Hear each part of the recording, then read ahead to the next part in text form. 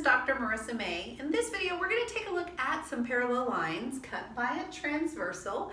So in our diagram here, line L and M are parallel and line P is cutting the two parallel lines. I want to talk about angles that are created here in this scenario, in this diagram.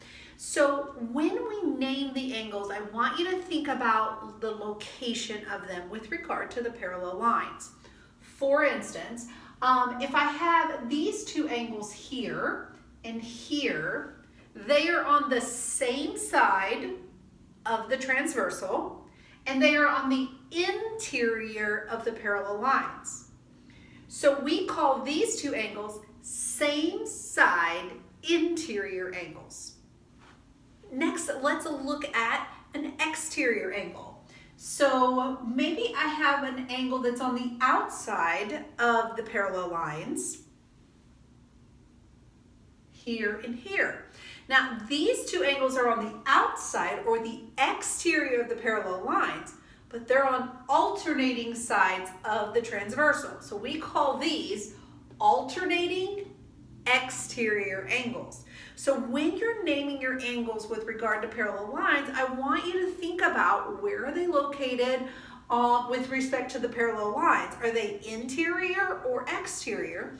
Are they on the same side of the transversal or are they on alternating sides of the transversal? The next group I want to look at are corresponding angles. So if you only look at the top half, right, with the one parallel line in the transversal, let's say we use this angle here. It's in the top right-hand corner of this section. Now, if you look now at the bottom half, you want the top right of the line in the transversal here. We call these two angles corresponding angles because they're in the same corresponding location with regard to one of the parallel lines in the transversal as the other one is to one of the parallel lines in the transversal. So we've talked about interior angles, same side and alternating. We've talked about exterior angles, again, same side and alternating. And then we have corresponding angles.